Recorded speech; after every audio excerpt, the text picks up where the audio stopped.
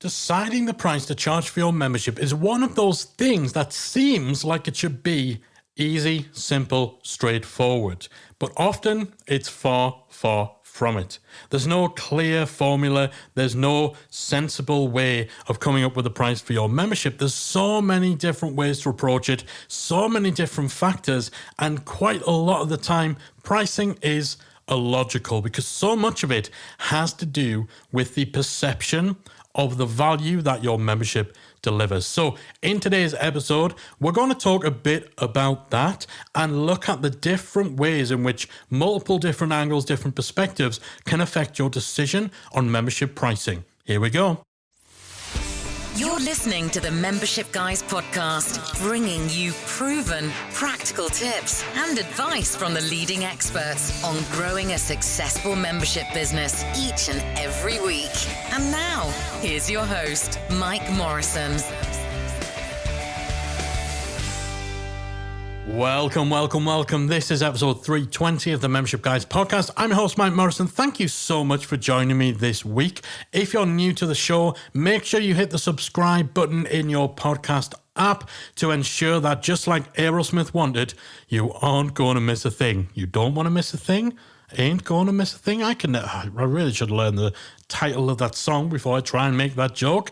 But regardless, hit that subscribe button in order to ensure that you get your weekly dose of proven practical tips and advice on growing your membership business direct to your device. All right, today we're talking pricing. Pricing is one of those crazy areas with online memberships where it seems like it should be easy. It seems like it should be obvious. And sometimes it can be. Sometimes you just have a gut feeling on how much you should charge. Or sometimes you're part of multiple memberships. You already have an idea or a sense of where you feel the sweet spot is within your marketplace or just what you feel comfortable charging. You pick a price out and you just go for it and you don't overthink it. However, if you're a little more stuck than that, if you're a little more undecided and you start trying to really nail down your price to try and figure out what is the optimal amount to charge for your membership, quite quickly that can become a very, very deep, winding, confusing rabbit hole. And the big part of the reason is membership pricing, or pricing in general, is not logical.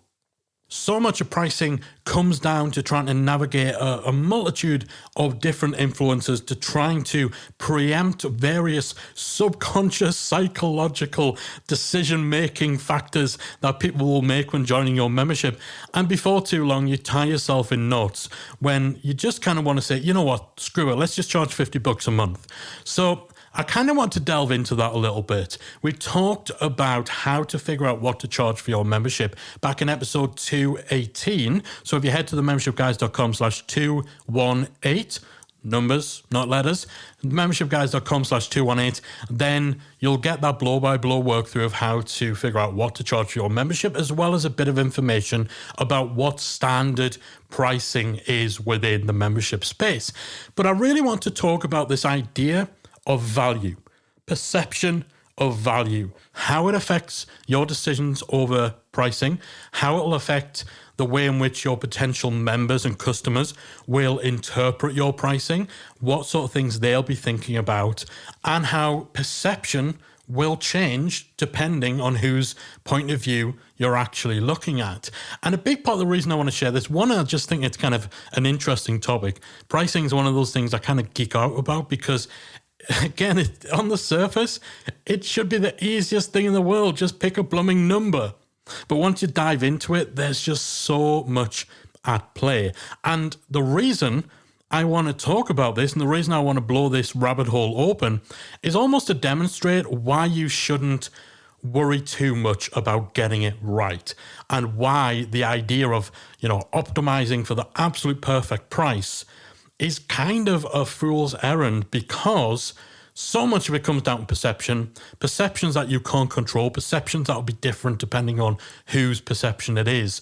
And all of that means that you're never going to get it absolutely bang on for absolutely every person. So the thing that kind of spurred me wanting to record this episode is the fact that at the time of recording, Callie and myself, we are 4 days away from receiving the keys to a brand new house that we have just bought. We're very excited about it. It's been a very stressful process, extremely stressful process. We were perhaps a little over optimistic about how easy this was going to be. It was one of those where, we were in a position to go right away. The sellers wanted a quick sale, no complications. This will all be done in 3 weeks, right? Yeah, 3 months later, after a lot of hassle, a lot of headaches, and a lot of other words I cannot say on the podcast, and we're finally there. But anyway, what it really kind of did for me is crystallize the absurdity of the notion of value. And I think if there's anything that really shows the pliability, the changeability, the mutability, there's a word, I like that word, mutability of value. If there's anything that really shows that, it's buying a house. So this might differ depending on what country you're in, but just looking at the UK, and it's a fairly simple way of looking at this. So on the selling side, you of course have the person selling the house. This person is going to value that property based on how much they think they can get for it. What's the most we think we can get for it? The estate agent is going to base it largely, yes, they want to get a good price, but they're going to look at what else is on the market, right? On the buying side, the mortgage company are going to have a little more of a pragmatic, a more practical approach to it. They just want to cover their liability. And the buyer, well, the buyer is going to be all over the place. There's all sorts of different things that are going to go through their head in terms of how much they think something is worth. So let's kind of break it down a little bit. So let's start with the seller. So the seller will value the property and they'll want to charge an amount for the property based on how much they think they can ask for. How much is the maximum someone will pay for this house? It's almost even how much do they think they can get away with? How much do they think they can justify charging? It doesn't matter whether, they paid a fraction for it previously. It doesn't matter if they think, okay, well, a reasonable price might be 400,000, but we're going to push for 500. Like, that doesn't matter. They are looking at what is the absolute most that we can get. Now, of course, they'll need to factor in things like, whether or not they need to raise a certain amount of money to clear off their mortgage, to clear off any loans or debts on the property. They're going to be thinking about their next property. How much do they actually need to have in the bank in order to purchase their new home? Of course, there's going to be a personal and an emotional investment in the home that they've lived in, and that's going to influence what they feel is fair. But ultimately, they are going to be trying to get the absolute most money that they think someone would pay for it. So this is an example of pricing based on what will the market bear. So this term is actually an often used term when it comes to pricing. Pricing based on what you feel the market will bear. So you price it according to what you feel people will tolerate in terms of a price point, what you feel they'll be willing to spend up to. There's no real logic involved with that. You'll obviously be looking at, okay, well, what have people paid for similar properties in this area or in other areas? But ultimately, you're looking for anything that will kind of justify to you and, put you in a position to try to justify to a potential buyer, having that ceiling, having that price point as high as possible. So that seller is pricing based on what they think the market will bear. Whether that's fair or not, whether that's reasonable, whether it's realistic, that's what they're going for. They want the most money and they're trying to figure out what is the most someone would pay and what is the most we can advertise this property at before someone will just look at it and say, not a chance, not a chance. And it makes sense. They're the seller, right? They're the ones who ultimately end up with the money in their pocket. Now, their realtor or estate agent, what we call them here in the UK, they will be certainly looking at, how do we get the most that we can, but they're going to be focused a lot more on what else is on the market. So they'll be looking at, the factors that affect the marketability of this property. So what are other properties in the same area selling for? What's going on in the wider property market? What are the market conditions? Are property prices increasing steadily? Are they stagnant? Are they dropping? That's all going to factor in to what they put the property on the market for. What other commercial elements are there? They'll have an understanding of, is there actually a lot of alternative options on the market, or is this an area in which not many other properties come up? That's going to factor in their pricing as well, because they'll know what the supply and the demand situation is within a particular market. So your realtor, your estate agent, they are looking much more at the market conditions. They're looking at the commercial side of things in terms of how do we package this? How do we present this? What is the competition doing, essentially? And again, this is a perspective that you can need to take when it comes to your membership pricing. What other competitors exist? What other alternatives are there? What are they charging? Are they new options that are opening up, new memberships opening up? Are there big players, established players? How do you fit? How do you compare? Is, this particular area you're starting your membership in, is it a rising trend, a growing trend? Is it a real hot topic right now? Or, are you teaching people how to design MySpace pages? So again, your realtor, your estate agent, they are taking a look at that wider market. They have their finger on the pulse. What is going on within this space? So this is a different angle, a different approach to pricing, and the way in which the estate agent assesses the value of that property, or certainly, the ability to match up the pricing and the perception of value. Their approach to it is completely different to the seller. The seller just wants as much as they can possibly get. The estate agent is looking at that and saying, okay, obviously we want to be paid a fair amount. We want the amount that we're paid to reflect the value of what is on sale. But what are we up against? What else is going on? Where is the market? Where is the industry? What's the bigger picture? Where do we fit? And how can we price ourselves strategically according to those factors? Now, flipping to the buying side, your mortgage company. So really, two interested parties. There's your mortgage company, assuming you're getting a mortgage, and there's the buyer. And we'll come on to the buyer last. Your mortgage company have a much more pragmatic approach. They're going to be valuing your property based much more on practical considerations. So they'll kind of factor in things like, literally, what is the value of the bricks and mortar? How much would it be to rebuild this property? How much would we likely fetch for this property if we had to sell it at auction if the seller defaulted on their mortgage, right? So they're looking much more in real terms. They're not as concerned with, whether the seller had lived there for 30 years and it's a wonderful area and the neighbors are friendly. They don't really care about that. They don't care about your neighbors. They also, then less concerned with market conditions. Of course, that's going to factor in, but they're definitely less concerned with the packaging, the presentation of it, and, strategically pricing and strategically valuing it. They're looking at it from a pure practical term.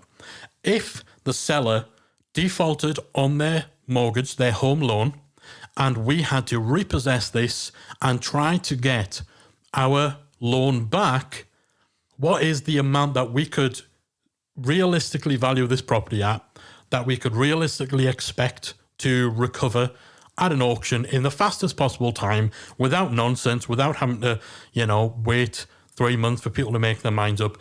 How much could we just get this off our hands for? How much would it cost to rebuild if the entire thing fell down? They are looking in real terms. And this is similar to a pricing model called cost plus, which is literally, what does this cost? What is the actual raw value in literal terms of the ingredients, the materials, the creation of this product?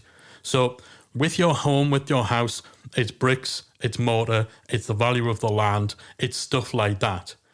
And then they look at, okay, on top of the actual practical value, account for an amount above that to give us that kind of window, that buffer for us taking it to auction. But apart from that, that's kind of where it stops. They're not, trying to jump on a hot market, because the market might change in 10 years' time, which is the point at which they might need to repossess your home or whatever. So the fact that the market is hot, the fact that property prices are on the rise today, or maybe there's a lack of homes for sale in your area today, that's going to mean a lot less to them, because that stuff, it's not about the realities, the here and now, the nuts and bolts. So your mortgage company are taking much more of a cost plus approach. And with your membership, again, that might be, I think that's perhaps the most basic, the most fundamental of approaches to how to value your membership and decide its pricing. How much does it cost me to run? How much of a margin do I want to make on top of that? There's your price. So if it costs you, $50 per member to operate your membership, which, by the way, if it does, you've probably got some other things to sort out, but, bear with me here. If it costs you $50 per member to facilitate the existence of your membership, so whether that's ad costs, so maybe it costs you $50 to recruit every single new member, you might decide, okay, we want to make 20% margin on top of that, and so you charge $60. So you look at the costs, you decide your margin, you put them together, and that's your pricing. And again, that's such a dramatically different manner in valuing your product, from looking at what will the market bear, from looking at your competitors and finding where you fit in the market, and certainly from the sort of approaches that you would have, again, in the house buying scenario, if you are the buyer. So a buyer of a property is generally going to base their value and the price they're willing to pay on a combination of two things. So the first of those things is budget. How much can they afford? Doesn't matter how much they love the house, doesn't matter how much they want it. This is going to be their constraint, affordability. Literally, how much money are they able to put on the table? And that will influence the perception of the value of your property is either. So this is less about perception of value. This is literally about limitations. This is about restrictions that are going to be put on their ability to buy, which again is another thing that you need to take into consideration with your membership pricing. What is the affordability profile of your target audience? What else are they paying for? What disposable income do they have? Will they see your membership as a must-have or a nice-to-have? Is it something that they need for their job, and therefore, they're more likely to perhaps cancel or downgrade their cell phone bill in order to afford your membership?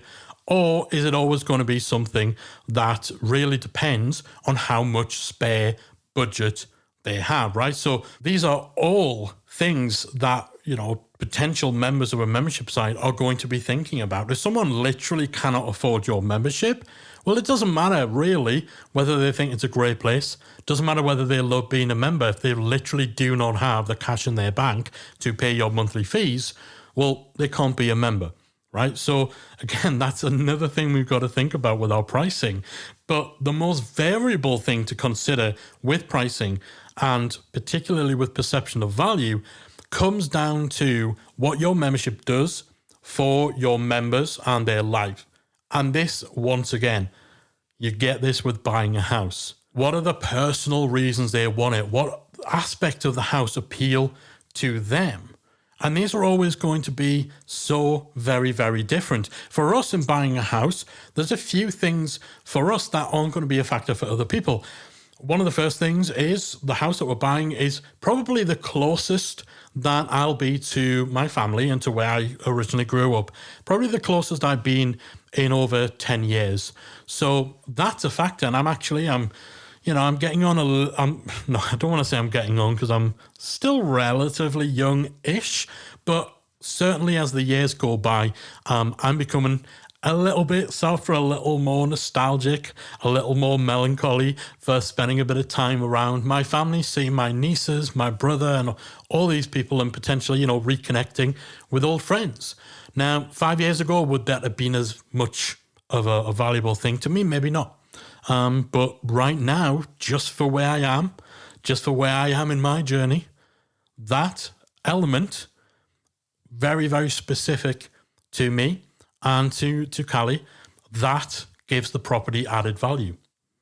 You can't decorate for that. You can't renovate a property for that. You can't take the right angle photograph to put on your realtor's website for that. You can't optimize for that, right? It's a personal thing, and it plays into perception of value, which is something that's just going to be so unique to every potential buyer, every potential member. Again, but this house is going to be larger socializing spaces than we have now.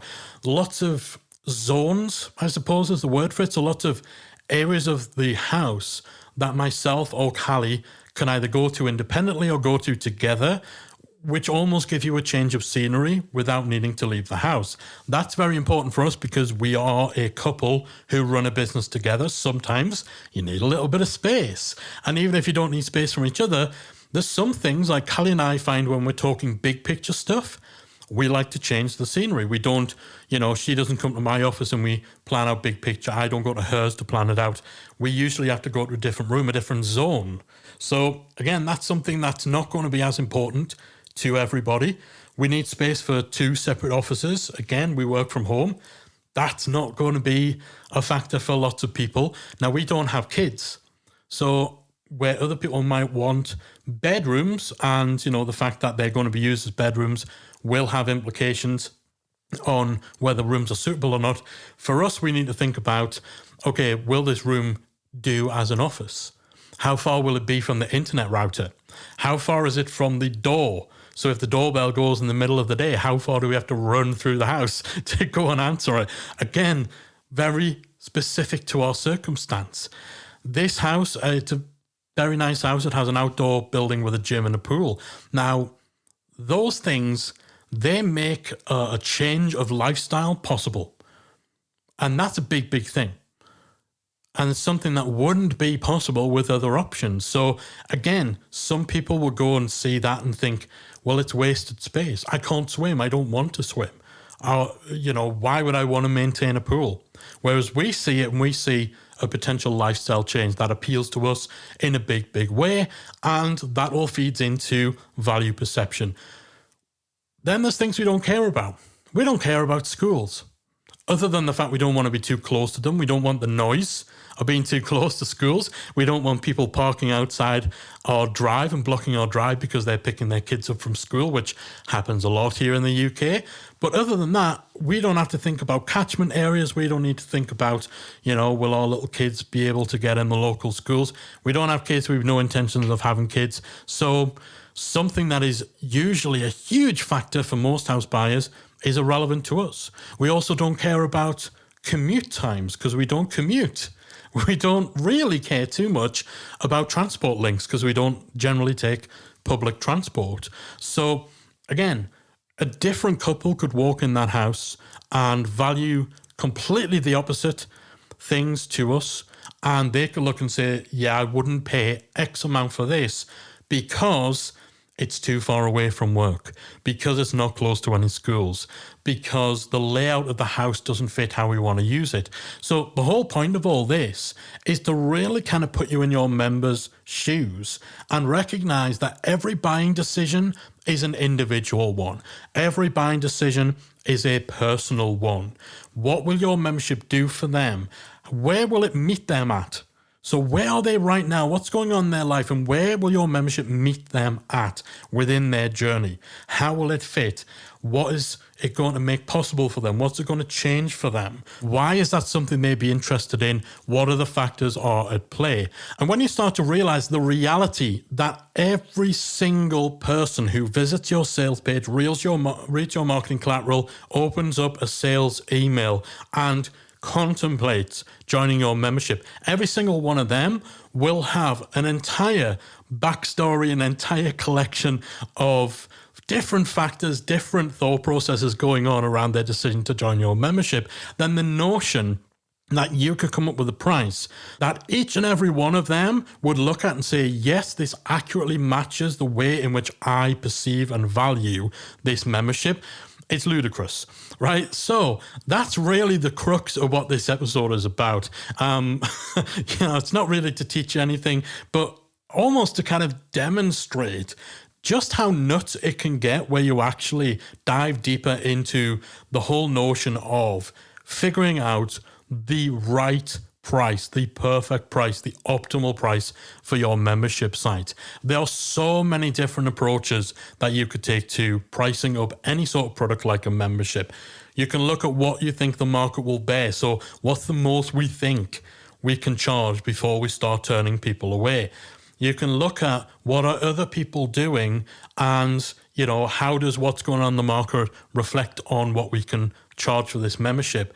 You can look purely in practical terms, use a cost plus approach, or you could try, pricing based on the value that your membership will have to someone's life.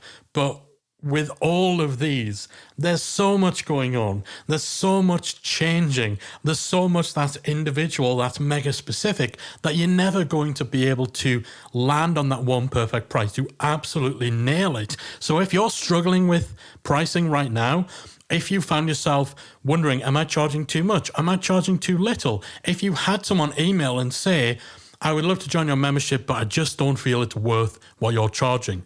Or if you've had someone email and say, you should be charging double for this membership. Or most likely, you've received both of those emails in close proximity, because that's what happens. You're going to be mega expensive for one person and mega cheap for another. And you're going to be left thinking, I'm doing something wrong. I'm getting my pricing wrong. You'd second guess yourself.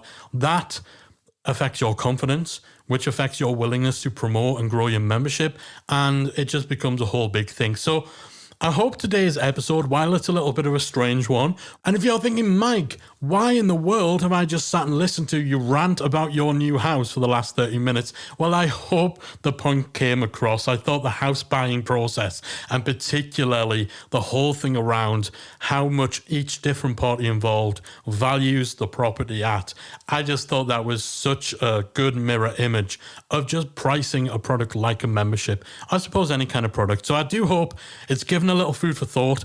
At the very least, it's been a little bit entertaining, or just an interesting insight to what happens when someone is fresh coming out of the stressful 3-month process of buying a new house.